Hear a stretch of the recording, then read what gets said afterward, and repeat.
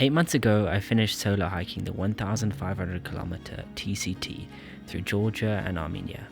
And today, I'm returning to one of my favorite portions of the trail.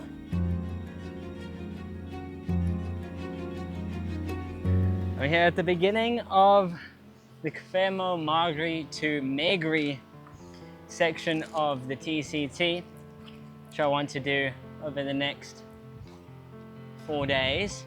Hello. Hello. Where are you from? I'm from South Africa. Africa. Yeah. You first time in here? No, second time. Yes, I hiked here last year. I think I have everything. Last winter. Yeah. 1 meter and Wow, that's amazing. Amazing. Yes. now there are very cool. Yes. Very. What time? I'm very afraid of dogs. Me too. Because I was To meet you, nice to Mamuka. meet you. Nice to meet It's videoing your face. you. Hello. How are you? Mamuka and Tim. Last time I was on this trail, I desperately tried to avoid human interaction. But this time, meeting Mamuka in the first 100 meters set a new tone. Getting to this point has taken months. I have been waiting for a German visa for going on 4 months now. I then got to Georgia after applying and getting a second South African passport. Got to Georgia, supposed to go to Tajikistan, and and then they take ages to let me get my visa. Well, in fact, they haven't let me have my visa yet. They've asked for additional information.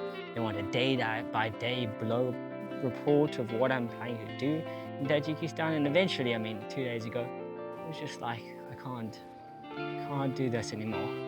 And so I packed up everything overnight and jumped on a bus. And here I am. Because sometimes in life, you can't be waiting for what you want first to come through. You just gotta go, do what you can. And so, this might be a rowdy adventure. As placid as it looks right now, this might be a rowdy adventure. Because there's so much snow. Unlike last time when I hiked this trail to escape the world and to avoid myself, I knew this time would be an intentional processing time. I planned to take time each day to think through what I had learned since walking this trail, and I think the first reflection is what it looks like to respond to suffering. Take this freezing river crossing, for example.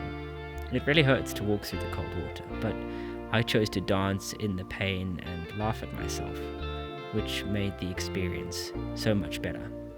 And I think it's something that I've been better at recently, just enjoying the suffering.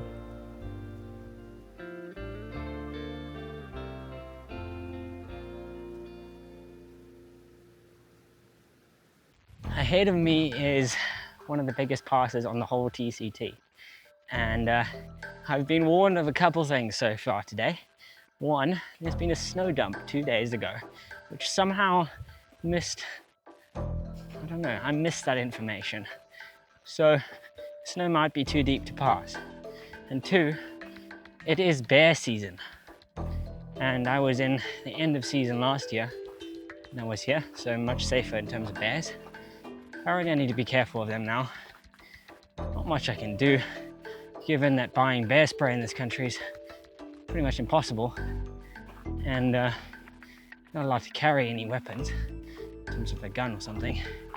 So, best I can do is not cook where I eat, not cook where I sleep, and just keep my eyes open, making some noise as I go. This is quite a special spot for me. One of my first photos that I really loved from the trail was taken right here. And it looked very different last time. Try not to actually think too much about it because I might cry if I think about last time too much. I want to do that when I'm in a stable location where I'm sitting in a tent. Can't see yet, but if there's avalanche risk, I'm out. Part of giving myself space to think is choosing to hike slower.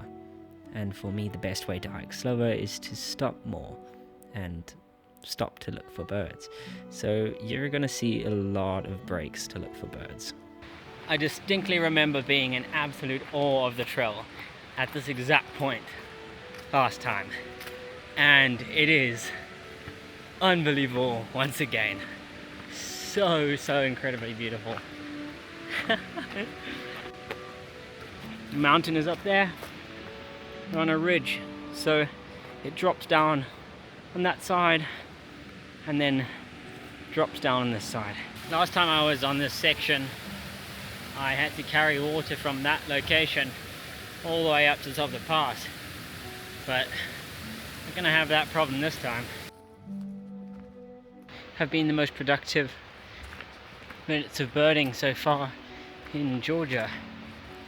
Identified European robin, green warbler, greater spotted woodpecker, something like that. I didn't manage to spot with my eyes the greenish warbler as well. And then there was one other bird, the coal tit, but I also didn't get my eyes on it.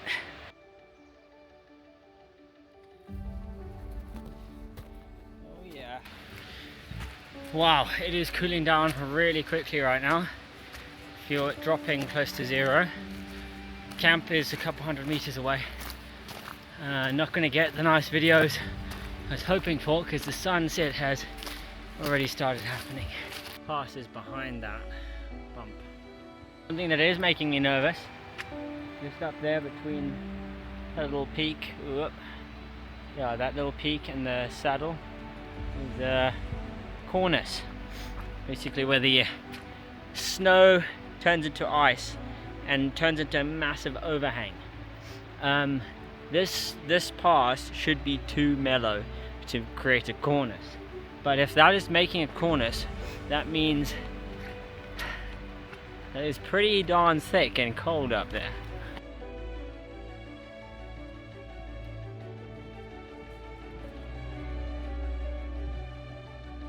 While pitching camp, I kept on hearing a cuckoo calling on the other side of the valley, so I tried to get everything set up as quickly as possible so I could head across and try to spot it, because I'm trying to get to 30 new birds during this trail.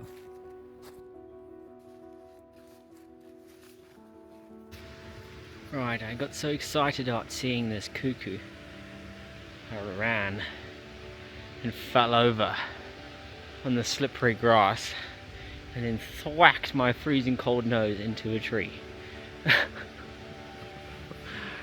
It's pretty sore actually. Entirely ethical birding this, but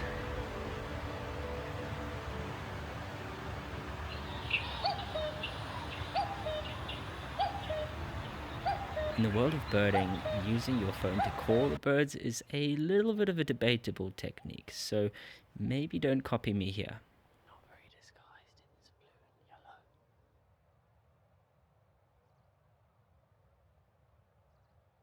yellow. Sadly, he seems to have gone quiet on me. No more cuckoo.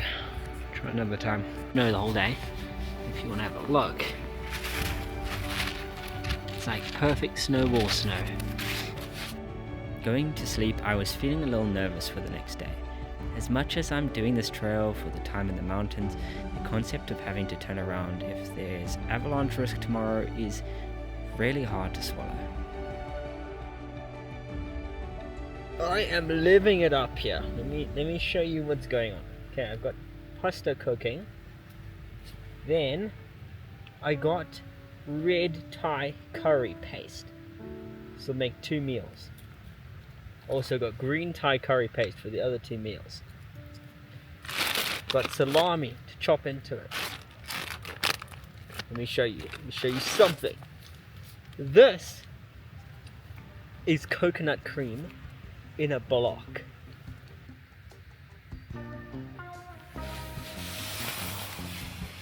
Good morning. I had a better night's sleep on a leaky mattress. I seemed to have a hole. I thought I repaired all the holes.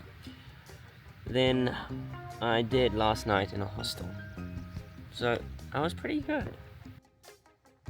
Wonderful day on the mountain. I tried to fly my drone up to see the snow, but hit the maximum elevation gain before I could see. So I still don't know if it's going to be possible.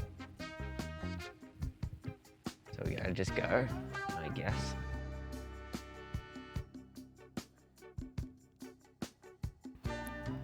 I've met hikers who really hate packing up everything in the morning, but honestly, I love it. There's something about the simplicity, the purpose, that's almost meditative. I find it's one of the best ways to start the morning, and I kind of wish I could do it even when I'm not on trail.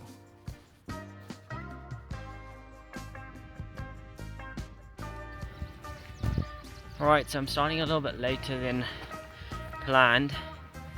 Feeling a little bit ill, to be honest.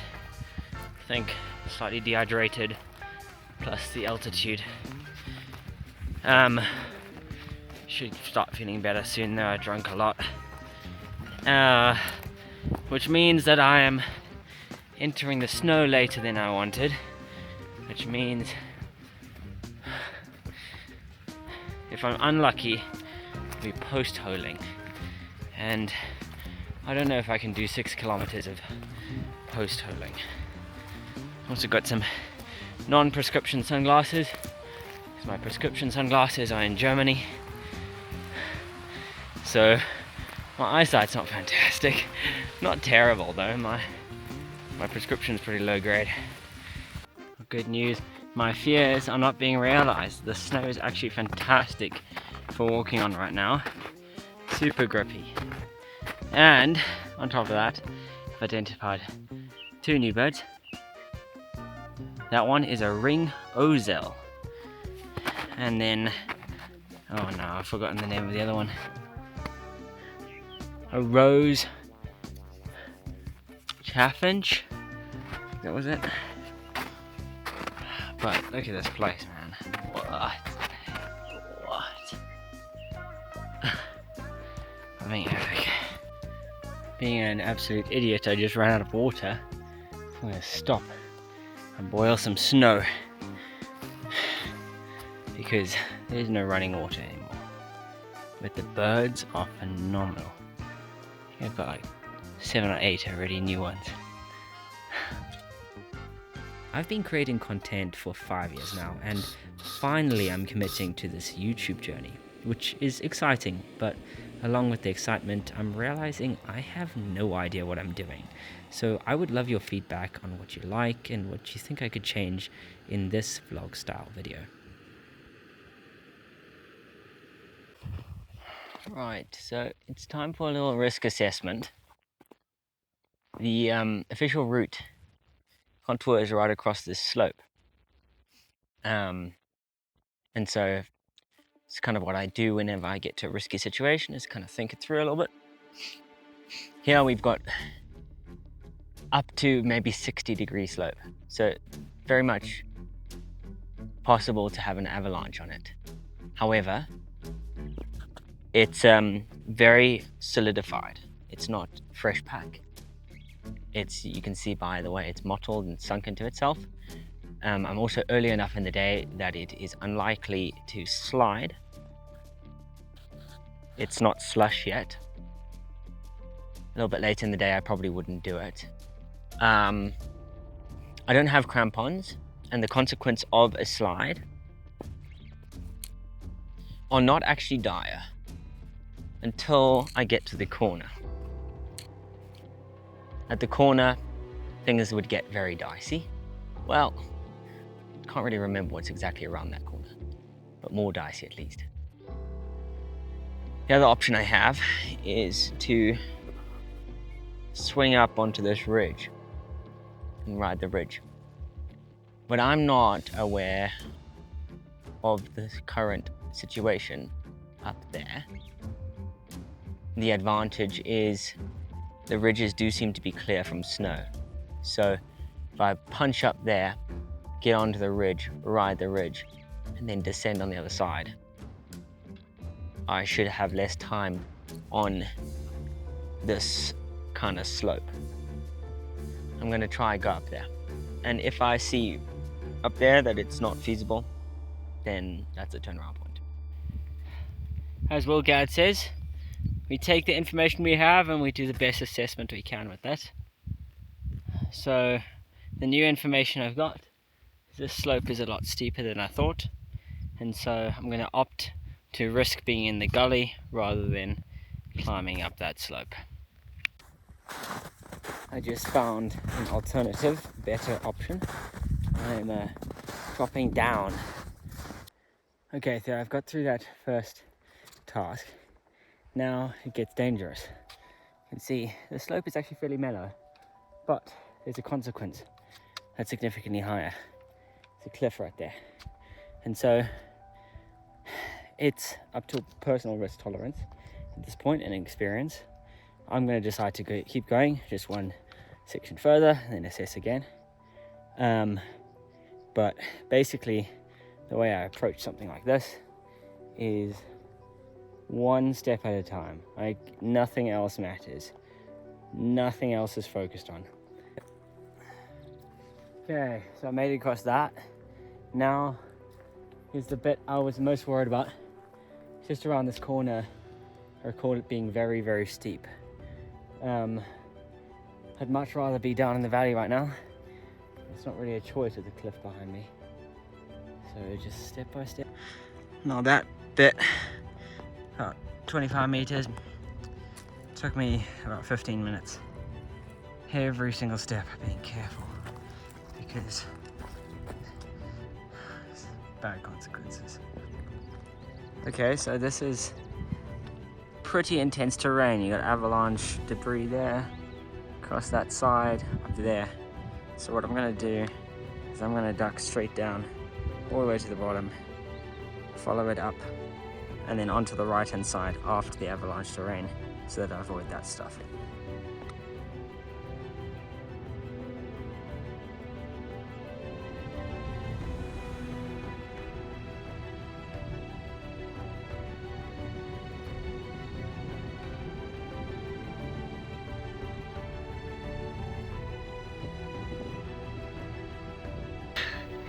The temperature has gone up and up and up, and the snow is turning to slush. Fortunately, I'm at the top, well, most, but I'm destroyed. Definitely not as fit as I used to be. Oh.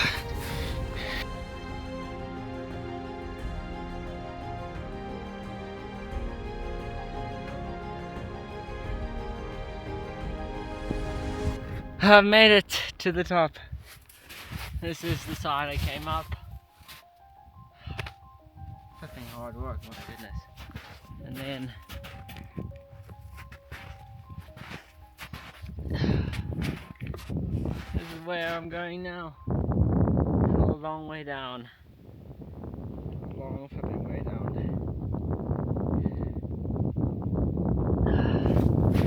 But we'll make it.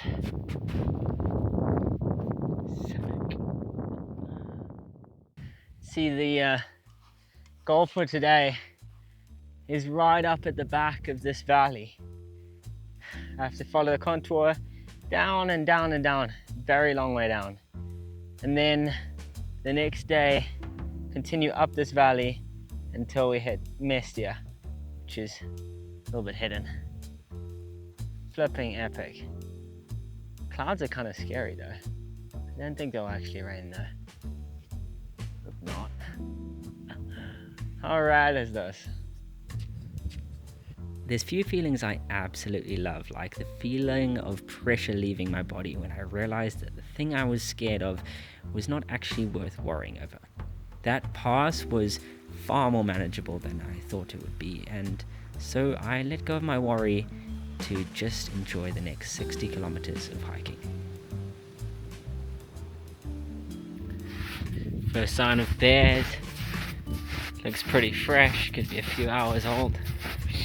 Not interested in seeing it.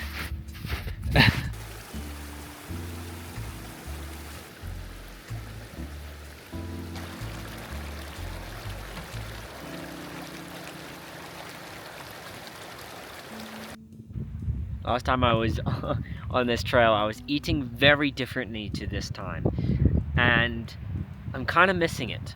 Like toffees, all sorts of different types of fancy sweets, Turkish delight, chips, Fanta, oh, so much nice stuff. But this time, I've got nothing but dried fruit, nuts, salami, cheese, and then I'll buy bread in towns. I'm not eating anything with cane sugar in it. And I'll be way better for it. But yeah, kind of miss it. It's so interesting how different this trail feels in summer compared to autumn. The golden brown is replaced with vibrant green. There's a humid haze in the air where the bitter chill had been. I'm definitely more of an autumn guy, but getting to see the same trail in 2 different seasons is quite wonderful.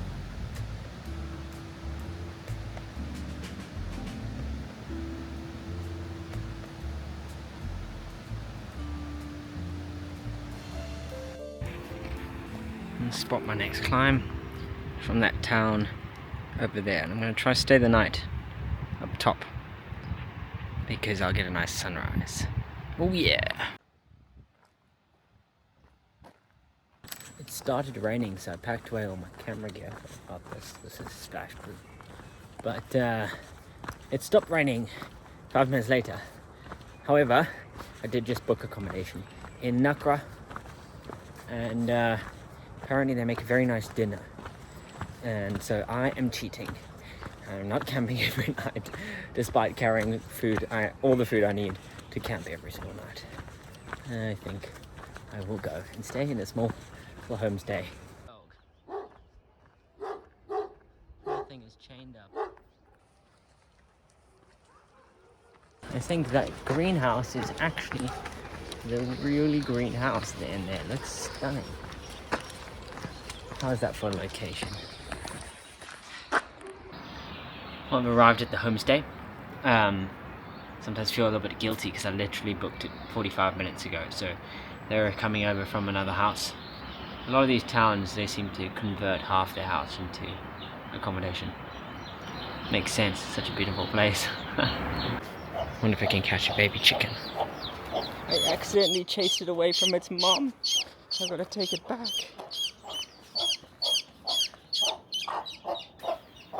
After doing homestays a whole bunch of times during the TCT last time, I've developed a sequence of events that has to happen. First, I arrive and I plug everything in.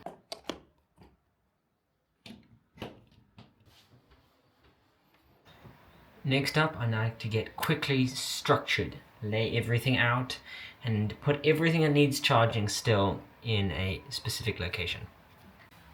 Now that I've laid everything out in a very messy but makes sense in my brain manner, it's time for a shower. It's badly needed. During my shower, I'll wash the seriously dirty clothes that I just can't deal with anymore.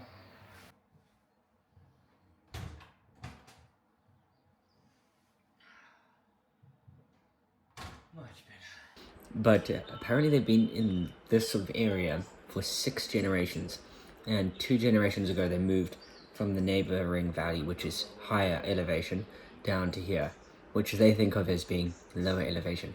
But they still, I believe, get snowed in every year. And then they live here because of the lifestyle. Healthier, cleaner, they get to grow their own plants and vegetables, and this like homemade cheese. The meat is from their own animals. Everything is homemade, fresh, and super healthy. Really great. Last time I walked through this town, I recall feeling a lot of, I don't know, just apprehension, nervousness, fear, I guess. And I couldn't pinpoint why. I rushed through the town, I hurried around, I was worried about bumping into people, and I just felt a lot. And it's quite something to be back here and just be feeling so chill. Like so chill. I don't think much has changed in my practices of how I live life since then, but the way I receive life has certainly changed a lot. Tomorrow I'm going to be going up the other side. Let me show you. Up and over there, and I am suspicious that we might not get to finish this hike because the altitude of the final pass is high enough that it will be fully snowed in, and it is way steeper than Utviri, and I'm not particularly keen to risk my neck on something steeper in the snow without crampons.